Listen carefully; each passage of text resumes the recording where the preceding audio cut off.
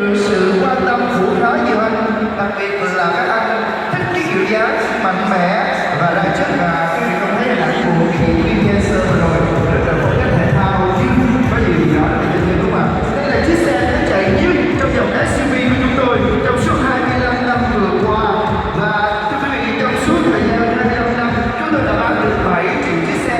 Như vậy vị trí là cứ 2 phút thì có một chiếc xe bán ra tại thị trường của nước Mỹ, và đây là chiếc xe SUV bán chạy nhất tại thị trường nước Mỹ, và ở Việt Nam đây cũng là một sự lựa chọn khi quý vị đi đến những nơi có địa hình đồi núi, những khu vực đường trường. Tiếp theo chúng ta sẽ cùng đến với sự lựa chọn tiếp theo. Quý vị hãy bắt đầu với hai cái đi và đi chúng tôi hai xe màu trắng và màu đỏ. Quý vị hãy ra sự lựa chọn tuyệt vời. Quý vị thích ăn bữa chúng ta sẽ chọn cái màu trắng này, và nếu quý vị thích uống bữa chúng ta sẽ đến với màu đỏ.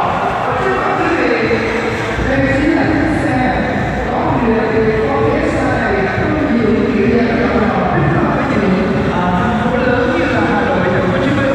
Bên cạnh đó, chiếc xe này được trang bị động cơ EcoBoost. Đây là động cơ đã 600 PS và được chạy quốc tế từ năm 2012 đến 2017. Quý vị nhớ những thông tin quy hạn được sự nữa nếu chúng ta hỏi lại đã đầy đủ chúng ta sẽ hiệu quả nha.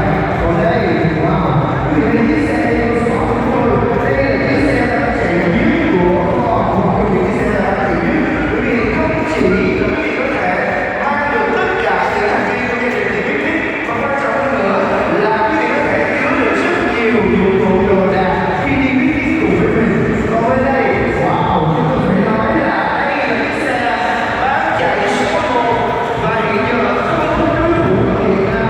Đây là chiếc xe mua bán lại, ngoài ra là chiếc xe mua bán lại thì nó còn được trang bị với những cái hiện đại của một dòng xe truyền hành sang, ví dụ như là đèn tiền điều hòa tự động thay đổi khí hậu, điều khiển và cảnh báo tự sát tự động, và quy độ ở khu vực xe cho khi không phải là xe chạy và phải nói rồi.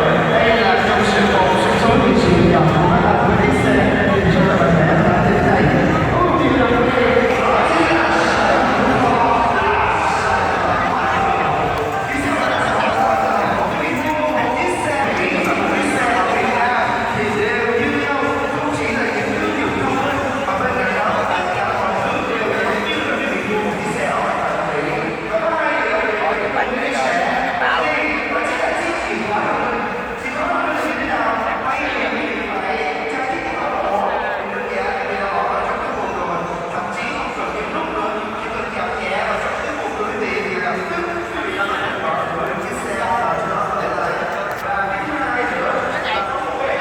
cái lúc mở đèn ở đâu ta?